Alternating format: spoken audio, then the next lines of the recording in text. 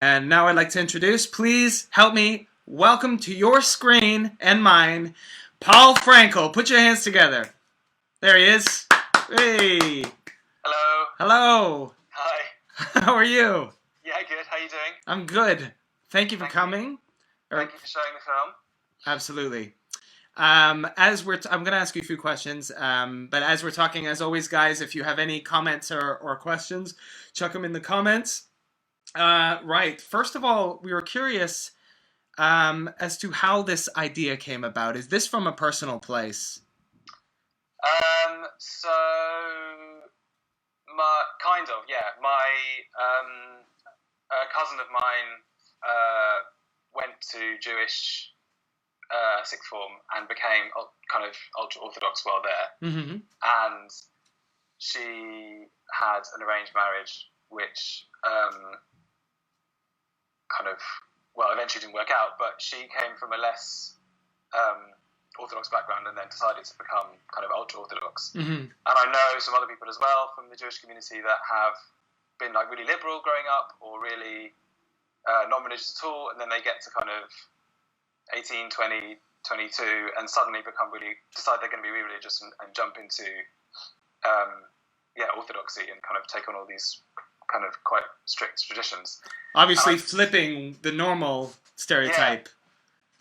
And I just thought that was interesting, and I wanted to kind of look at why someone might make that choice and what might cause them to make it without presenting it in any judgments, with any judgments or in a judgmental way, because I think it's quite easy as like a kind of liberal London cosmopolitan audience to be like, oh well, anyone who's orthodox is make judgments about that. Yeah. And I wanted to just show explore why someone make that choice without kind of saying whether it was right or wrong. See, and I think this really works because I think my feeling was, and why I love the script, again, keeping with the theme, the script is so effective, is because we are, in my view, we're following this young woman. We think we know her more than we do. And I think part of us, when we get to the end and you have that wonderful misdirection at the end, I think there's no way we would have guessed that she would have gone down that route, but fine. If that's a thing that happens, if they have arranged marriages in Judaism and all that, then perhaps that is, because I'm Jewish as well, but I didn't really, okay. That's a side of the faith that, we don't know, a lot of us, the lay person, doesn't really understand how deep it goes, and you did a great job of drawing that out, I think. Oh, thank you. Well, yeah, I mean, so my parents are both very liberal, and there's a lot I don't know about orthodoxy, even though, as you say, I'm Jewish, but there's a lot I don't know. I had to kind of do quite a lot. I had actually the rabbi character, who's got quite a small role, but he is from the Hasidic community, and I kind of wanted to get him involved, so that I could also use him as a bit of a reference sounding board, to be like, it's authentic. What do you think? Would this really happen? And for example, he said that it is very possible that an older guy who hasn't been married, for slightly older in his early 30s or whatever, who hasn't been married, may marry a younger woman who is pregnant, if she's completely willing to kind of do the repent and get married and live the right life, even if it's not his child, which I think actually was quite surprising, because I normally think of there being such strict rules between men and women in orthodoxy, and it being something that stuff like that was good to. A lot of times I think from people that I've spoken to, that arranged marriage situations are all part of trying to create a hardcore integrity to a family unit. They sort of go, okay, well, it makes sense if you guys hook up because he's got a good job and you need, does that make sense? Yeah, and because the family unit is such that the core of the community, and each unit of the community, that I guess it's about finding a match that works, that functions within the larger community, and that but more on theme. Sorry, this is a very interesting conversation for another time. What I'm curious is how much of this sort of mysteriousness that you showed, how much of it was on the page and how much was in the edit? It was all on the page.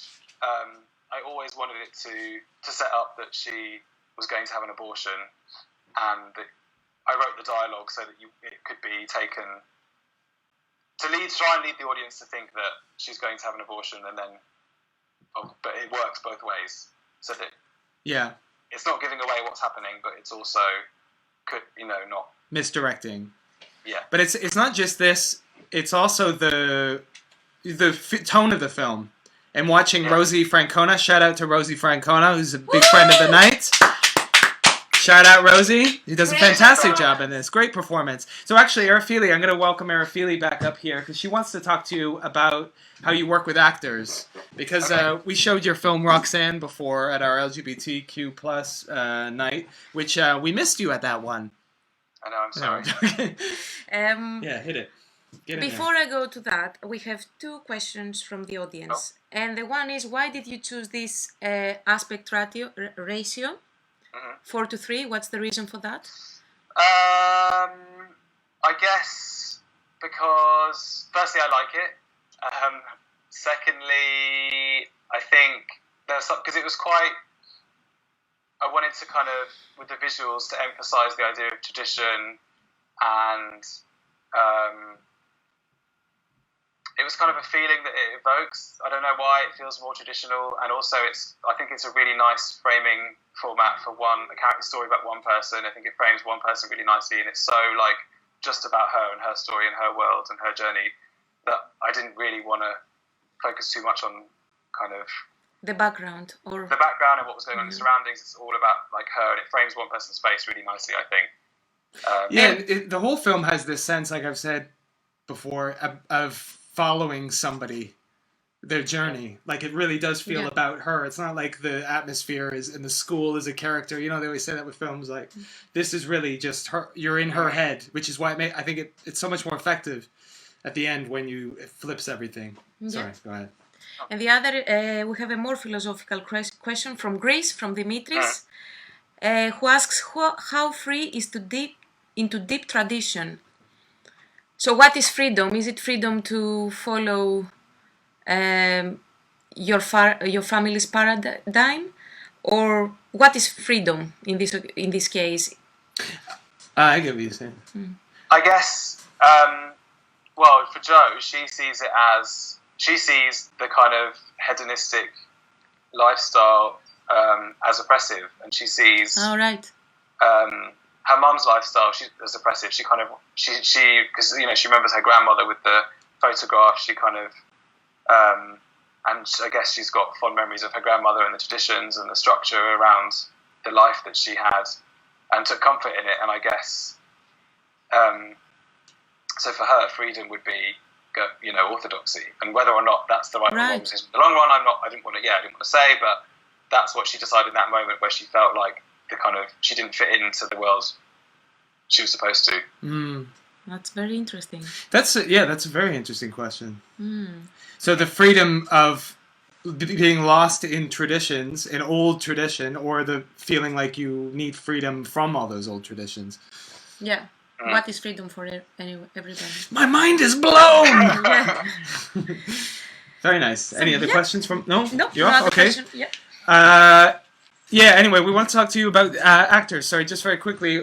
You're working with actors. So you had incredible performances in the other film, Roxanne, as well as in this film, are very striking. And there's actually, now that we're talking about it, there's a lot of work for the actors to do in keeping this moral ambiguity and all this kind of stuff. So talk to us a bit about that. Yeah, so there was quite a lot of rehearsal and prep with this film. I felt like it was quite. We did a lot of games, improv games, getting people to kind of. So, for example, we did. I improvised the scene in the car with Rosie and with Graham, who plays Mr. Adler, pretending that the mum was sat in the back seat. Oh, interesting. So they had to kind of to make Rosie aware of the fact that she was trying to escape from her mum, and to make Graham aware of the fact that Mr. Adler's doing something that he probably feels a bit guilty about, and that the mum's he's aware that her family don't know what's going on.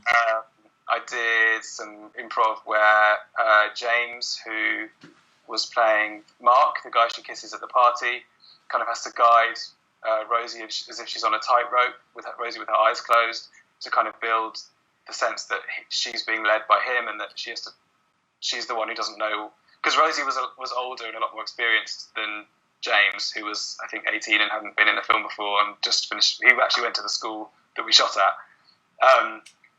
So just to try and kind of reverse the roles a bit, we did that. I'm trying to think what else. So a lot of exercises to develop richness in the dynamic between people. Yeah. And this is something that you do on all your films, or?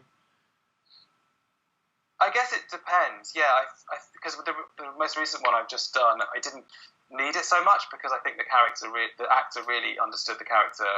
Like, she kind of was the character already. Right. So there wasn't much to do, but I guess it depends on the situation. Like, this one was so complex, and there were so many, like, I don't know, I feel like there were a lot of layers going on. Yeah. That needed to be kind of played through. Mm-hmm. And like, even with the mum, like, is she being supportive? Is she being unsupportive? Like, we played it both ways with Casey as well. She, because she kind of really tries to get her in the headspace that her mum, she had this quite traumatic upbringing with her mum, who was really religious and had all these expectations on her, and that she doesn't see that she's doing anything wrong. But then also she's like maybe wheedling, trying to get into Joe's, trying to coerce Joe into telling her what's going on. So if I'm rambling a bit, but no, that's all right, man. Just, playing with dynamics. Yeah. So it creates this. You create a lot of richness and a real volume of story for such a short piece.